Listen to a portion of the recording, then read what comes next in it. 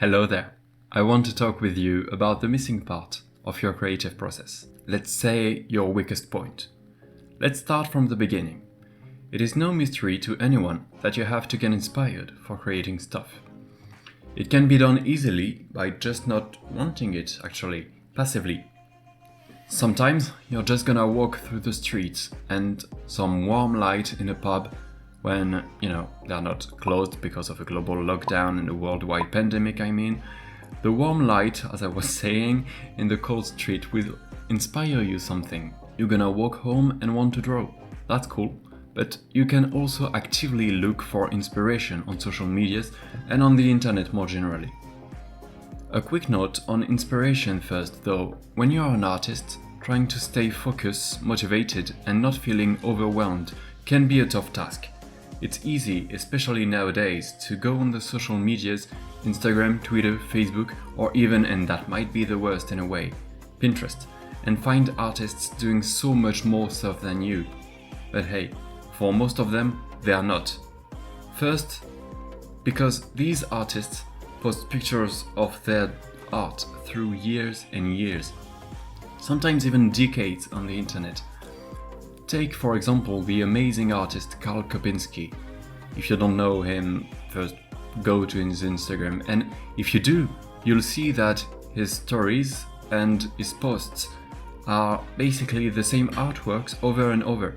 He has a lot of them, of course, but it keeps coming back to the same artworks because he is an oil painter and he can't post a new picture every day, of course. To keep sharing some new content up, he does that, and it's cool because he has a lot to show, but it can also have the disadvantage that it can unconsciously give the impression that it has so much stuff and so much more than you.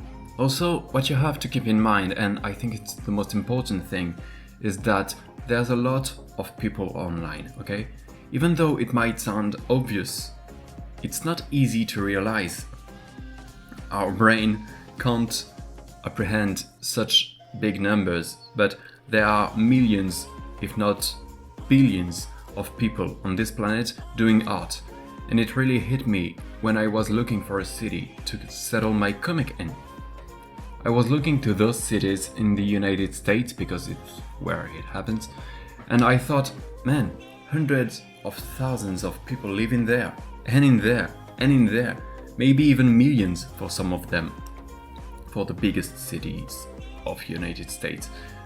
And it's just the United States, okay? It's big, but it's like 1/35 of the humans on this planet.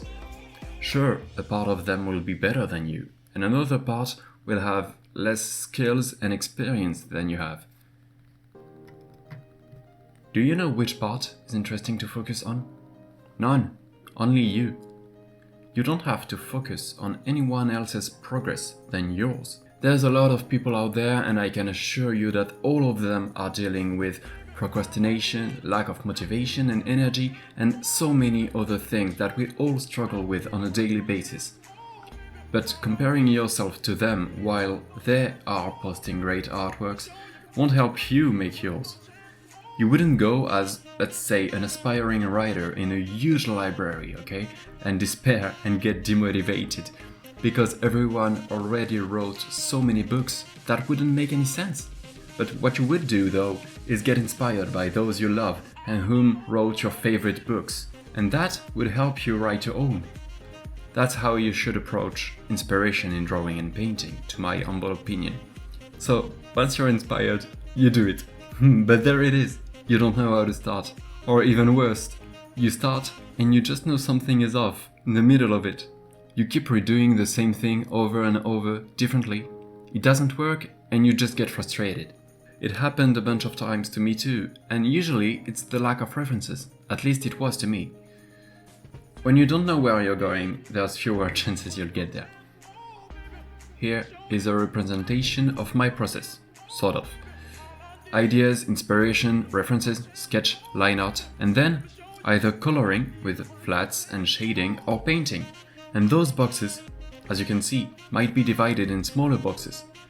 What I'm trying to tell you is not that the lack of references can be the source of your frustration, but rather that you have to find in all of that and in your process, because that's mine, but in your process you have to find your own source of trouble, the thing that blocks you from going forward, and the weakest point.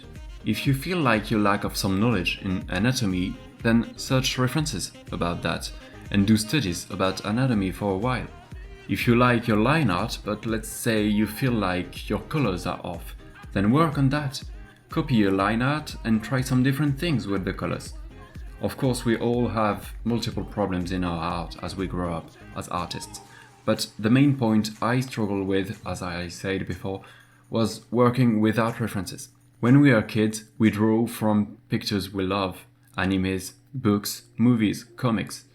I remember I used to draw Yoda, Scooby-Doo and The Simpsons all the time. But when we grow up, there is this taboo thing telling us we should stop just copying, and usually kids stop drawing there because they just feel they are not good enough because they can't draw anything from imagination. But imitating things is how we learn as human beings, not only for art and drawings, for everything. We need references to get better. When I really understood that, it made my work so much better. And sure, practice and learning new things did their part too, but that reference thing is really the biggest of all. And now, it's just natural for me. Before starting a drawing, I set up a reference board on PureRef, link in the description if you want it. It's a free software, it's amazing. And yeah, it's just natural because I can't imagine anything. I can't imagine anything, but I can't imagine everything, you know? I remember that back then this frustration led me to drawing the same three-quarter view of tasteless faces and dull characters. I actually stopped creating because I felt empty of mental references and didn't even think of taking pictures to draw from. I just kept scribbling the same shit over and over again. I have now tons of white pages in my archive just with the same guy and the same girl. It sure trained me in a way, but it's not the way. I suggest you find your own empty square, the part between two other parts that makes your art process unclear and that makes the creation of your artworks frustrating. Being lost in the fog and going towards a blurry light can be hell of a frustrating thing. You have to know the steps you're gonna walk on, you know? Looks like I'm a poet. Find your weakest point, and so you can work on them and unlock yourself some new capabilities. One way to do that is to ask people for feedbacks, but on more specific points. Don't just ask, hey, do you like it? Tell me. Ask people which part they would have done differently and why is that? That can really help. As you do, things will get clearer and progression will feel easier and more natural. I heard this in a video once and I can't find it back, but it said, if it's hard, you're doing it wrong. I think it was a Borodontes video. Link it in the description as well. The process of creating shouldn't be so hard to me. It wasn't when we were kids, was it? If you have anything to say or to add to what I said, the comment section is here for you. I would love to have your feedbacks and thoughts on this matter. Thank you so much for watching this. I hope I helped you in any way. I'll try to make more videos soon, and until then, I spend my time usually tweeting if you wanna get some news and see some new drawings from me. I also have an Instagram and Facebook page, even a coffee one I just created. Everything can be found down below in the description. Give this video a like if you did like it, and consider subscribing if it's not done already. Have a nice rest of your day. Bye.